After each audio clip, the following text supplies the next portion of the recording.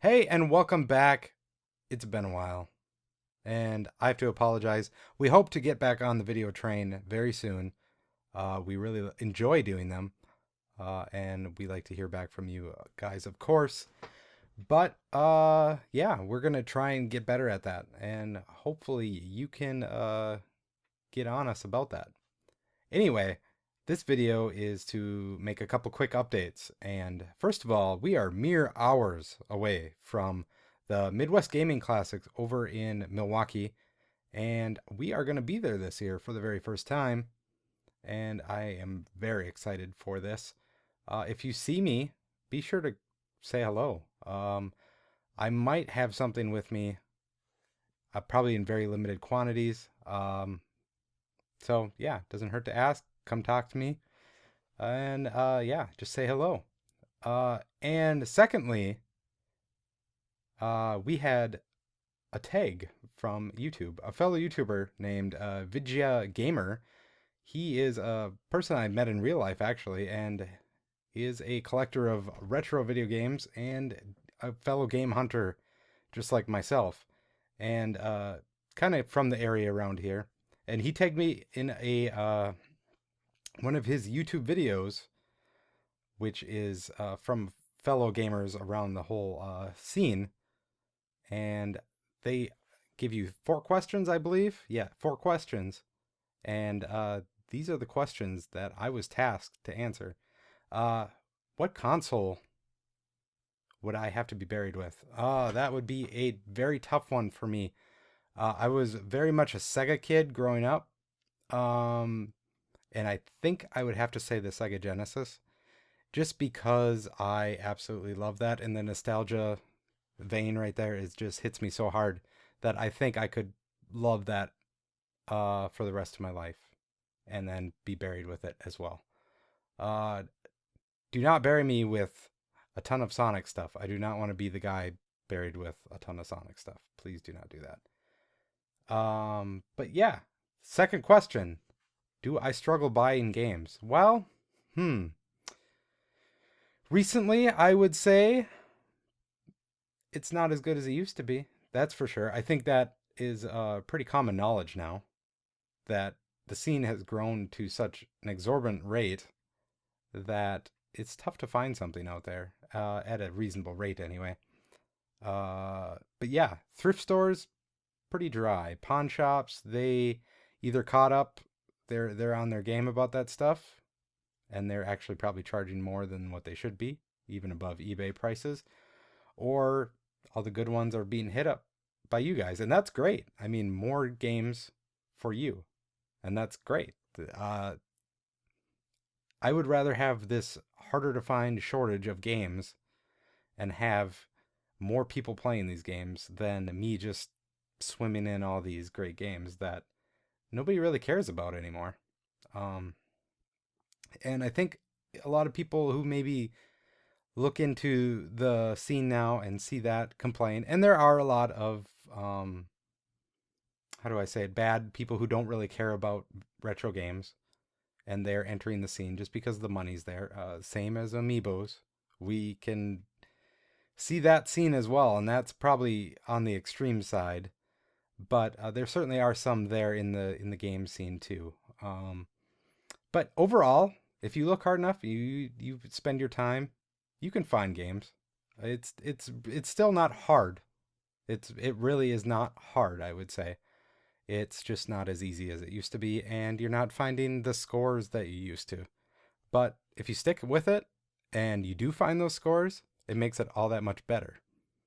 Uh, it just unfortunate for the people that were around in the older times when those scores were every weekend, and it's tougher to get used to that. You think of it as a disappointment if you're not getting that every weekend, but we need to count ourselves thankful that we still find that stuff.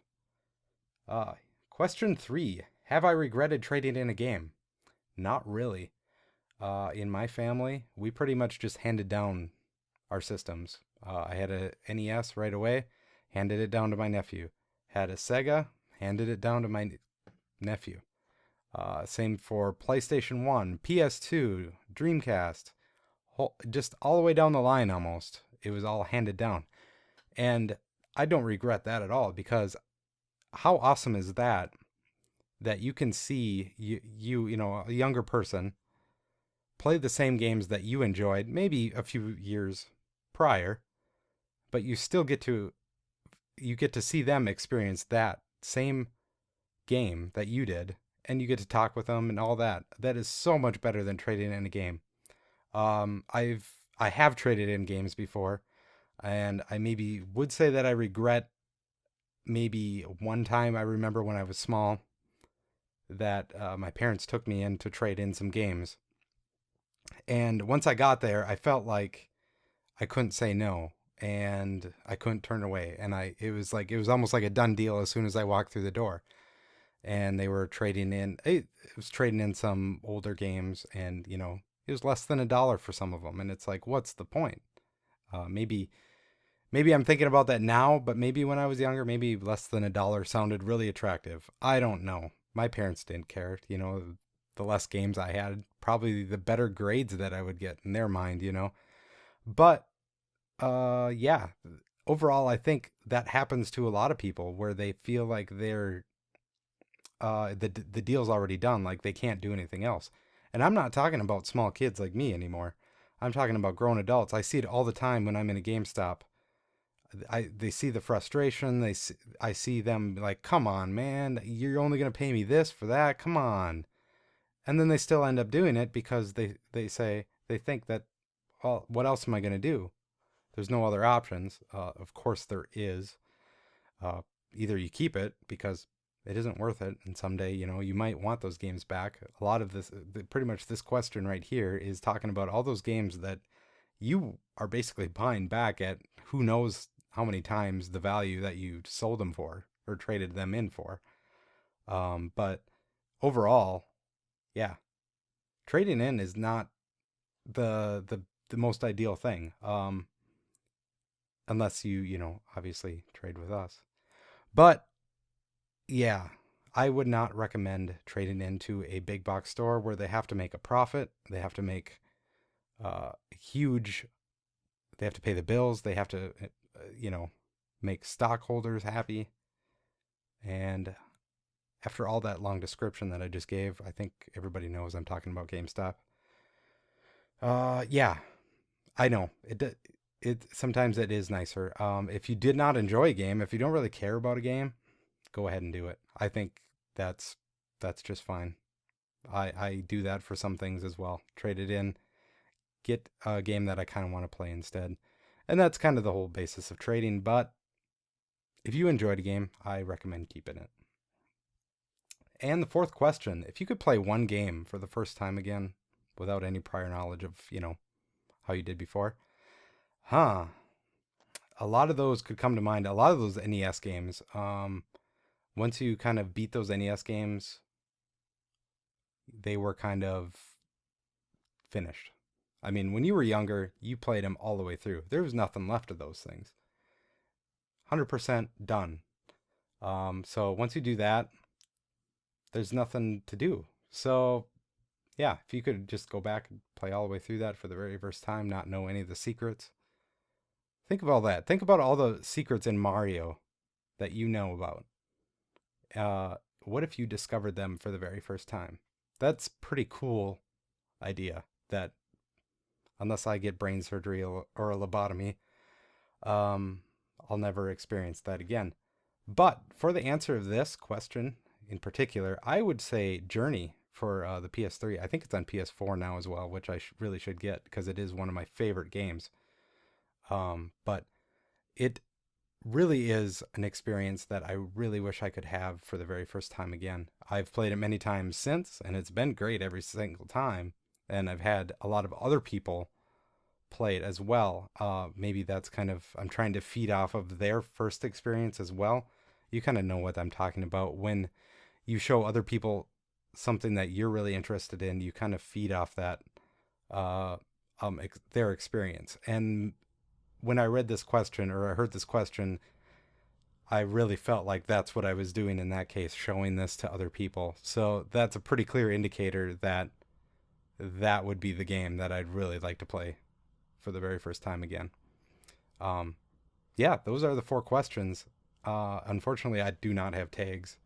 I still whipped this together pretty quickly tonight, and because I am packing for Midwest Gaming Classic, as I said earlier, and we need to get that done, and so we can get out on the road and hopefully find some games on the way there, as well as find maybe shopping on the way back too.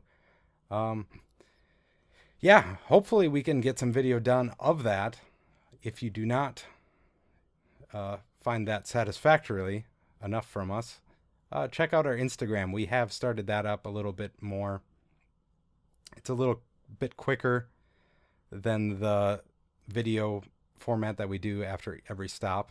And it seems like people have responded somewhat well to that.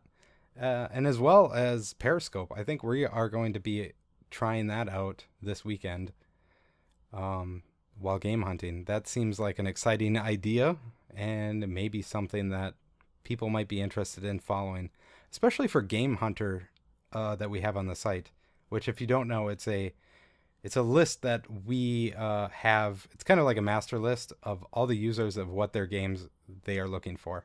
If you have an account on our site, you can go there right now, put in games that you are really looking for, and we have that list with us at all times when we are out game hunting. And if we find one, we'll let you know, and hopefully we can pick it up and get it to you, because that's kind of what we're here for, is to deliver games to you.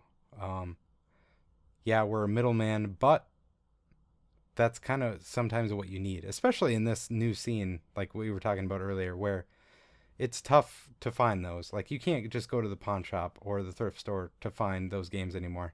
You can go to eBay, sure, and waste your time bidding.